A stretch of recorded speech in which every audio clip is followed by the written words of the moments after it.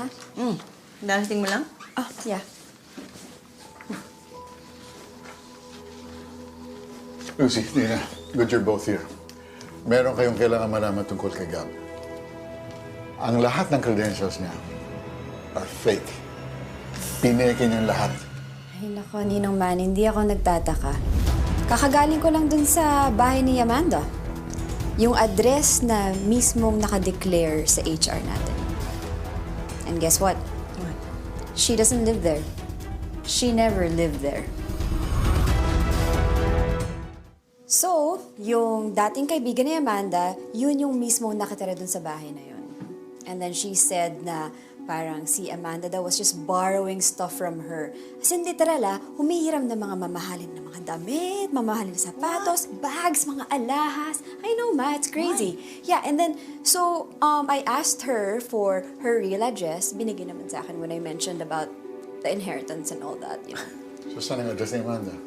Well, let me guess. It's somewhere posh. Saan? Sa penthouse ba ng isang condo? O no, mansion ba? Saan? No. Oh my God. I'm sorry to say this, but she lives in a rat hole. What? Yeah, she lives in this tiny apartment. Medyo kadiri nga eh. But anyway, kaya naisip ko, kung talagang nagkaroon sila ng affair ni Papa, or if the affair is still going on, hindi naman siguro papayag si Papa na patirahin sila sa ganung klaseng lugar. Yeah. Right? Because we all know Papa, he's a good provider, Ma, right? That liar. Oh. Si Gab. I asked Gab kung kailan pa alam ni Adam na anak niya si Gab. Ang sabi ni Gab noon pa. But Dana's right. Hindi ganyang klaseng ama si Adam. Ititira niyo yung mag-inang yun sa maayos noon pa. That's Yes. right. That's why we need to prove na hindi talaga anak si Gab. We have to eliminate the enemies one by one. Oh, we cannot. Because nahanap ko sa desk ng papa mo ang DNA result na nagpapatunay na anak nga ni Adam si Gab. Will you relax? Okay, so nalaman nila na fake yung credentials mo. And then what? So they'll fire you. And what? Wala naman nagawang malaking damage yung fake credentials mo. It's not as if the company has lost millions because of it. Ma, tinanong din nila ako tungkol sa DNA ko. Oh, and then, naayos na yon, tapos na yon. Wala na tayong magagawa doon. If they want to find proof, one day maybe they will. Kung talagang gusto nilang hanapin yon, mahahanap nila. Kumalma ka lang. Because our 5% share of everything is already in the bag.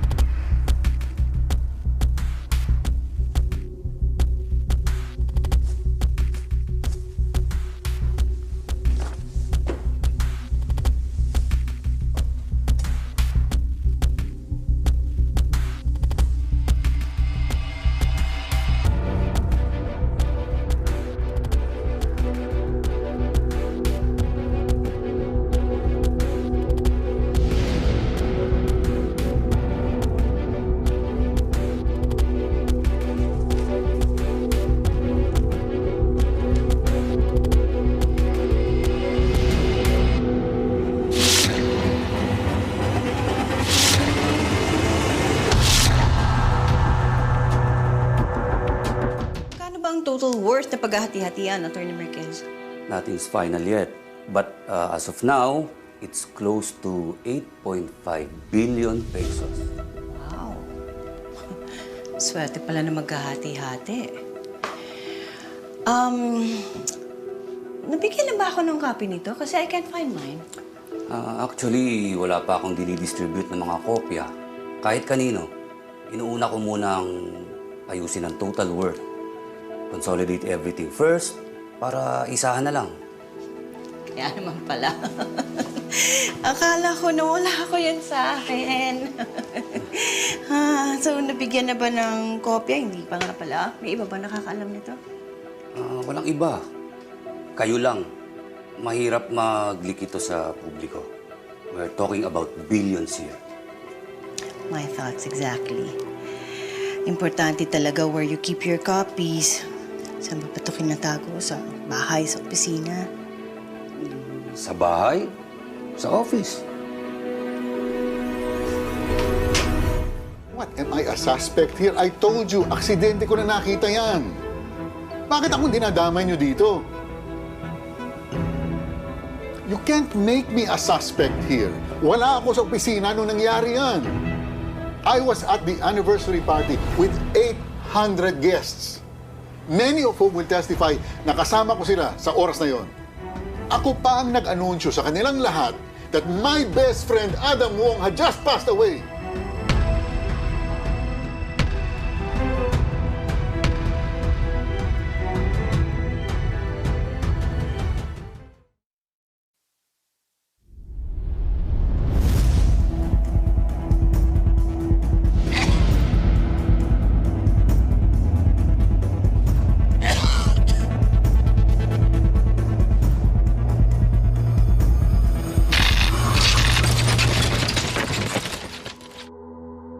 Naganap ang sunog sa isang bahay sa Makati, Metro Manila. Napag-alamang pag-aari ito ng isang abogadong nagngangalang Juanito Marquez. Natrap sa loob ang may-ari ng bahay, ngunit nasagip ito ng mga bumbero. Nasa kritikal na kondisyon ngayon ang nasabing abogado.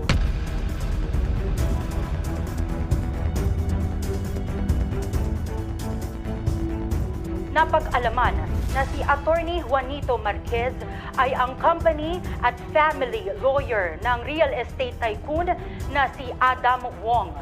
Matatandaang ilang araw pa lang ang nakararaan ay pinaslang si Adam Wong sa loob mismo ng kanyang opisina. Aalamin ng mga otoridad kung may koneksyon ang sunog na ito at ang pagpaslang kay Adam Wong. Kabayan, may bagong update. Kadarating lamang ng balita. May nagaganap na isa pang sunog sa iba pang parte ng Makati. Isang opisina ang nilalamon ngayon ng malaking apoy na napag-alamang pag-aari rin ng abogadong nabanggit na si Attorney Juanito Marquez. Walang naisalbang kahit anumang gamit sa dalawang magkaibang sunog.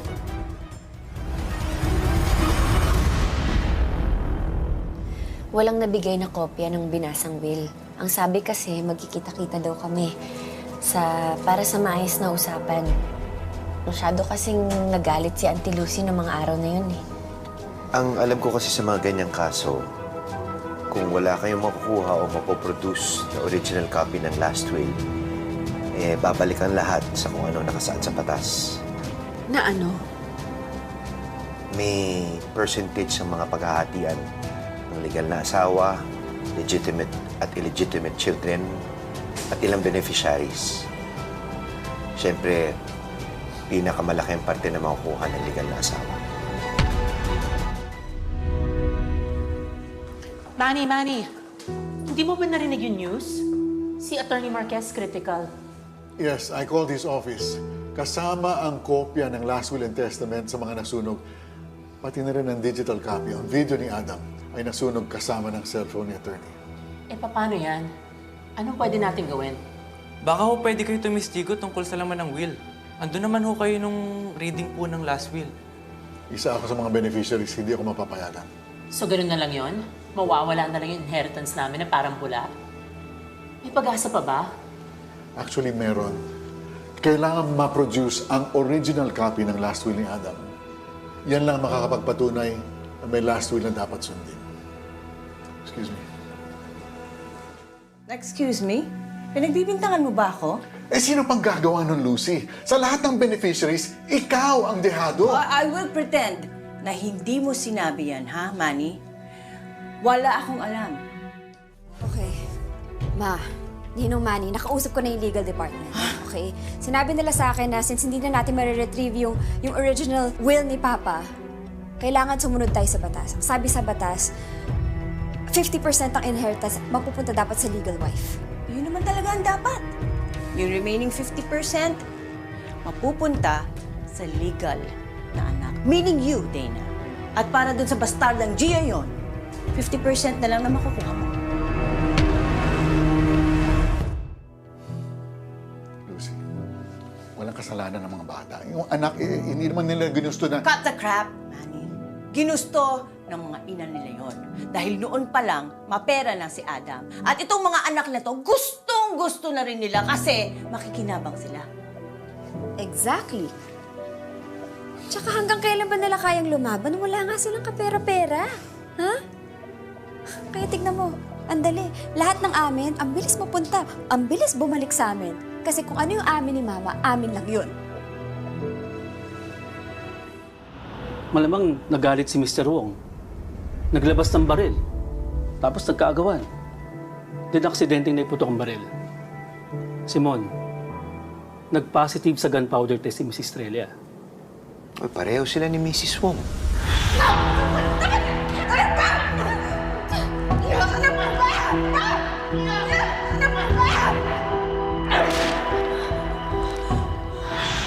Sige, sabihin na lang natin na iwan talaga yung baril doon sa may fire escape nung matapos nilang mabitawan. Ibig sabihin nito, posibleng may third person na nakakuha nun at nagtagal. Kasi simula nung gabi ng krimen, nakakulong na siya dito. So, ibig sabihin, isa sa daang-daang empleyado ng kumpanya na pumasok sa opisina ang murderer. Para tayong naghahanap ng karayom sa dayami. Nakakuha ba kayo ng CCTV records kung may nakapasok ba sa opisina ni Lucy Wong nung umagang yun? Oo, pero wala namang nakita na ibang pumasok doon sa opisina. Bago pa, nagbukas pa lang yung 5 a.m. yung CCTV.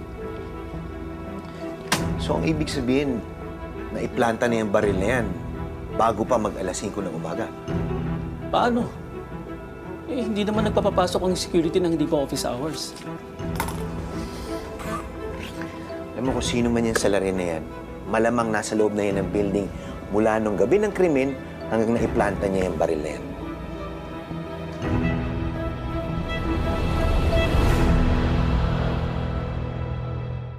Hello, Attorney Wilson. Should I be worried? Wala kayong dapat ipag-alala, Mrs. Wong. Hindi yun sapat para italisin yung kaso.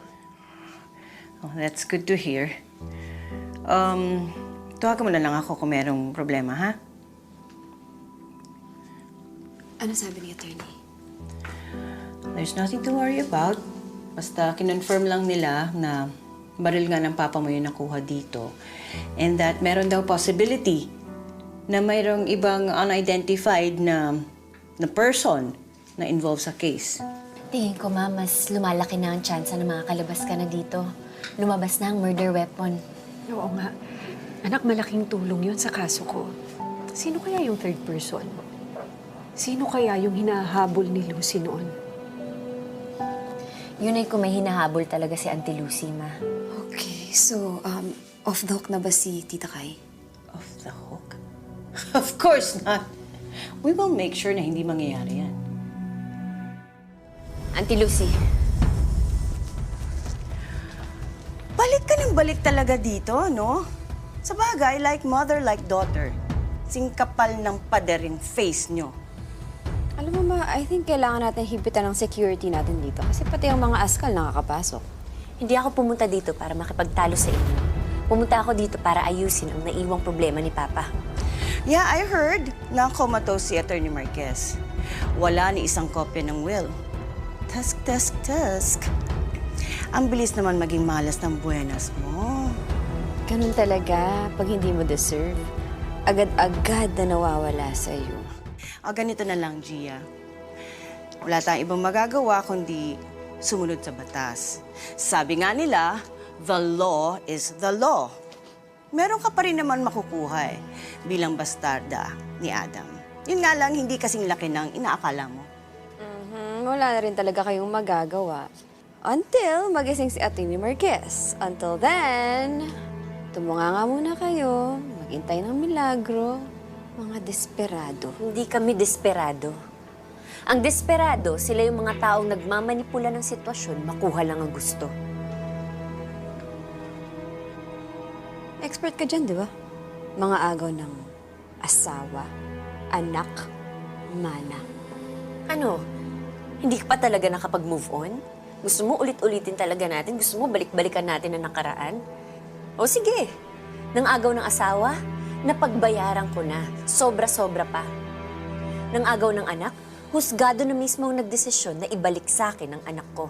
Nang agaw ng mana, si Papa ang nagbigay sa akin nun at wala akong hiningi sa kanya na kahit na ano. Alam mo, pinag-iisipan ko nga kung bakit naging ganun ang desisyon ni Papa. At dahil kilala ko siya, sigurado ako na may masama kang ginawa kung bakit natapyasan ng ganyang kalaki ang mana mo.